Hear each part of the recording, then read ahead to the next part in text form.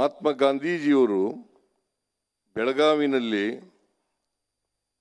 1924 December 25-26ರಂದು ಅವತ್ತು ಕಾಂಗ್ರೆಸ್ಸಿನ ಒಂದು ಐತಿಹಾಸಿಕವಾದಂಥ ಅಧಿವೇಶನ ನಡೆಯಿತು. ಆ ಅಧಿವೇಶನದ ಅಧ್ಯಕ್ಷತೆಯನ್ನು ಮಹಾತ್ಮ ಗಾಂಧೀಜಿಯವರು ವಹಿಸಿದ್ರು. ಅವರು ಕಾಂಗ್ರೆಸ್ಸಿನ ಅಧ್ಯಕ್ಷರು ಅವತ್ತೇ 26ನೇ ತಾರೀಕೆ ಡಿಸೆಂಬರ್ 26ನೇ ತಾರೀಕು 1924ರಂದು ಆದರು.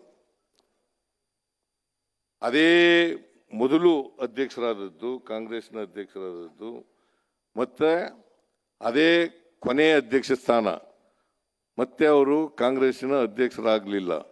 ಮತ್ತೆ ಕರ್ನಾಟಕದ ಭೂಮಿನಲ್ಲಿ ಮೊದಲನೇ ಅಧ್ಯಕ್ಷರಾಗಿ ಅಧಿವೇಶನ ನಡೆದದ್ದು ಬೆಳಗಾವಿನಲ್ಲಿ ಅಂತಕ್ಕಂಥದ್ದನ್ನು ನಾವೆಲ್ಲರೂ ಕೂಡ ಮರೀಲಿಕ್ಕೆ ಸಾಧ್ಯ ಇಲ್ಲ. ಅವತ್ತು ಈ ನಾಡಿನ, ಈ ದೇಶದ ಜನರಿಗೆ ಸ್ವಾತಂತ್ರ್ಯದ ಕಿಚ್ಚನ್ನ ಎಲ್ರಿಗೂ ಹಂಚತಕ್ಕಂಥ ಕೆಲಸವನ್ನು ಮಾಡಿದರು. ಅವರು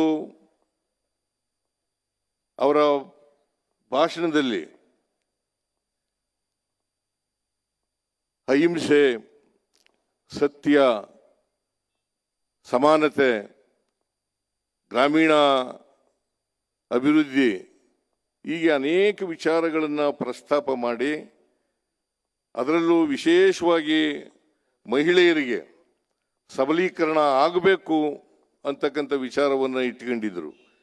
ಮಹಾತ್ಮ ಗಾಂಧೀಜಿಯವರು ಅವರನ್ನು ಭಾರತೀಯ ಜನತಾ ಪಕ್ಷದವರು ಹಿಂದೂಗಳ ವಿರೋಧಿ ಅಂತ ಹೇಳ್ತಾರೆ. ಅದು 100ಕ್ಕೆ 100 ಸುಳ್ಳು ಅಂತಕ್ಕಂಥದ್ದನ್ನು ಅರ್ಥ ಮಾಡ್ಕೋಬೇಕಾಗ್ತದೆ. ಯಾವಾಗಲೂ ಕೂಡ ಶ್ರೀರಾಮನ ಹೆಸರನ್ನ ಹೇಳ್ತಾ ಇದ್ದಂಥವರು ಮಹಾತ್ಮ ಗಾಂಧೀಜಿಯವರು. ಅವರು ಸಾಯುವಾಗಲೂ ಕೂಡ, ಗೋಡ್ಸೆ ಗುಂಡಿಟ್ಟು ಕೊಂದ್ರಲ್ಲ, ಅವರು ಸಾಯುವಾಗಲೂ ಕೂಡ ಶ್ರೀರಾಮ ಶ್ರೀರಾಮ ಅಂತೇಳಿ ಅದನ್ನು ಏ ರಾಮ್ ಏ ರಾಮ್ ಏ ರಾಮ್ ಏ ರಾಮ್ ಅಂತ ಹೇಳಿ ಸತ್ರು. ಇದಕ್ಕಿಂತ ಉದಾಹರಣೆ ಬೇಕಾಗಿಲ್ಲ. ಅವರು ಅಪ್ಪಟ ಹಿಂದೂ ಅಂತಕ್ಕಂಥದ್ದಕ್ಕೆ ಇದಕ್ಕಿಂತ ನಿದರ್ಶನ ಬೇಕಾಗಿಲ್ಲ, ಇದಕ್ಕಿಂತ ಸಾಕ್ಷಿ ಬೇಕಾಗಿಲ್ಲ ಅಂತಕ್ಕಂಥ ಮಾತುಗಳನ್ನು ಹೇಳಲಿಕ್ಕೆ ಬಯಸ್ತಾ ಇದ್ದೇನೆ.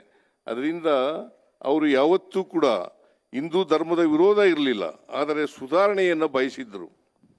ನಾವೆಲ್ಲರೂ ಕೂಡ ಹಿಂದೂ ಮುಸಲ್ಮಾನರು ಅಣ್ಣ ತಮ್ಮದಿರಂತೆ, ಒಂದು ತಾಯಿ ಮಕ್ಕಳಂತೆ ಬದುಕಬೇಕು ಅಂತಕ್ಕಂಥದ್ದನ್ನು ಮನಗಂಡಿದ್ರು.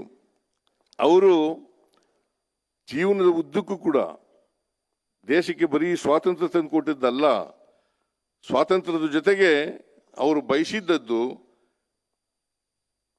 ಪ್ರತಿ ಸರ್ಕಾರ ಹೇಗಿರಬೇಕು, ಸರ್ಕಾರದಲ್ಲಿರ್ತಕ್ಕಂಥ ಮಂತ್ರಿಗಳು ಯಾವ ರೀತಿ ಇರಬೇಕು, ಮುಂದೆ ಈ ದೇಶ ಏನಾಗಬೇಕು ಅಂತಕ್ಕಂಥ ವಿಚಾರವನ್ನು ಜನತೆಗೆ ತಿಳಿಸ್ತಕ್ಕಂಥ ಪ್ರಯತ್ನವನ್ನು ಮಾಡಿದರು.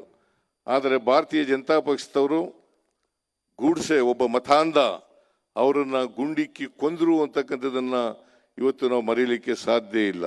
ಅದರಿಂದ ನಾವೆಲ್ಲರೂ ಕೂಡ ಮಹಾತ್ಮ ಗಾಂಧೀಜಿಯ ಹಿಂದುತ್ವದಲ್ಲಿ ನಂಬಿಕೆ ಇಟ್ಕೊಂಡಿರ್ತಕ್ಕಂಥವ್ರು.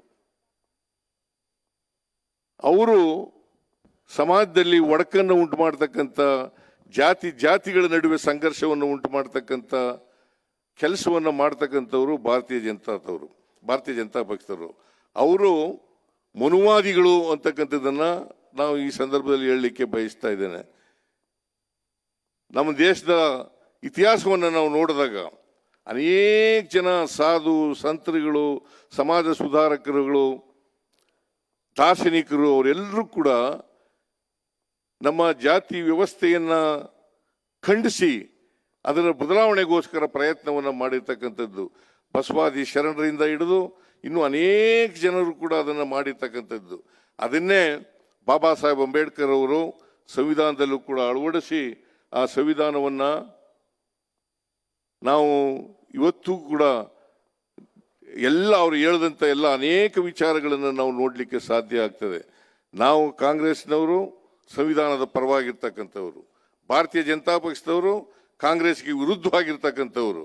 ಅದಕ್ಕೋಸ್ಕರವಾಗಿ ನಾವೆಲ್ಲರೂ ಕೂಡ ಸಂವಿಧಾನವನ್ನು ರಕ್ಷಣೆ ಮಾಡಬೇಕು, ಪ್ರಜಾಪ್ರಭುತ್ವವನ್ನು ಉಳಿಸಬೇಕು. ಸಂವಿಧಾನ ರಕ್ಷಣೆ ಮಾಡಿದ್ರೆ, ನಾವು ರಕ್ಷಣೆ ಮಾಡಿದ್ರೆ ನಮ್ಮನ್ನು ಅದು ರಕ್ಷಣೆ ಮಾಡ್ತದೆ ಅಂತಕ್ಕಂಥ ಮಾತುಗಳನ್ನು ಈ ಸಂದರ್ಭದಲ್ಲಿ ಹೇಳಲಿಕ್ಕೆ ಬಯಸ್ತಾ ಇದ್ದೇನೆ. ಭಾರತೀಯ ಜನತಾ ಪಕ್ಷದವರು ಸಂವಿಧಾನವನ್ನು ದುರ್ಬಲಗೊಳಿಸಲಿಕ್ಕೆ ಅನೇಕ ವರ್ಷಗಳಿಂದ ಪ್ರಯತ್ನವನ್ನು ಮಾಡ್ತಾ ಇದ್ದಾರೆ. ಅದಕ್ಕೆ ನಾವು ಯಾವತ್ತೂ ಕೂಡ ಆಸ್ಪದವನ್ನು ಕೊಡಬಾರದು ಅಂತಕ್ಕಂಥದ್ದು ನನ್ನ ಭಾವನೆ. ಅದಕ್ಕೆ ಇವತ್ತು ವಿಧಾನಸೌಧದ ಎದುರುಗಡೆ ಮಹಾತ್ಮ ಗಾಂಧೀಜಿಯವರ ಪುತ್ಥಳಿಯನ್ನು ನಾವು ಅನಾವರಣ ಮಾಡಿದ್ದೀವಿ. ಈ ಅನಾವರಣೆಯ ಉದ್ದೇಶ ಇದು ಮುಂದಿನ ಪೀಳಿಗೆಗೆ ಗಾಂಧಿ ತತ್ವಗಳು, ಆದರ್ಶಗಳು ಅದು ಆಗಬೇಕು, ಅವ್ರಿಗೆ ಗೊತ್ತಾಗಬೇಕು, ಅದನ್ನು ಮುಂದುವರಿಸ್ತಕ್ಕಂಥ ಕೆಲಸವನ್ನು ಮಾಡಬೇಕು. ಇದು ನಮ್ಮೆಲ್ಲರಿಗೂ ಕೂಡ ಆತ್ಮಾವಲೋಕನ ಮಾಡ್ಕೊಳ್ತಕ್ಕಂಥ ಒಂದು ಪ್ರತಿಮೆ ಅಂತಕ್ಕಂಥ ಮಾತುಗಳನ್ನು ಈ ಸಂದರ್ಭದಲ್ಲಿ ಹೇಳಿ ನಾನು ಹೆಚ್ಚು ಮಾತನಾಡಕ್ಕೆ ಹೋಗ್ದೇನೆ ಇವತ್ತು ನೀವೆಲ್ಲರೂ ಕೂಡ ಈ ಅನಾವರಣ ಕಾರ್ಯಕ್ರಮದಲ್ಲಿ ಭಾಗವಹಿಸಿದ್ದೀರಿ. ನೀವೆಲ್ಲರಿಗೂ ಧನ್ಯವಾದಗಳನ್ನು ಹೇಳಿ ನನ್ನ ಮಾತನ್ನು ಮುಗಿಸ್ತೇನೆ. ಜೈ ಹಿಂದ್, ಜೈ ಕರ್ನಾಟಕ. ಹೆಚ್ಚಿನ ವಿಡಿಯೋಗಳಿಗೆ ಪ್ರತಿಧ್ವನಿ ಯೂಟ್ಯೂಬ್ ಚಾನೆಲ್ ಸಬ್ಸ್ಕ್ರೈಬ್ ಮಾಡಿ, ಬೆಲ್ ಐಕಾನ್ ಕ್ಲಿಕ್ ಮಾಡಿ.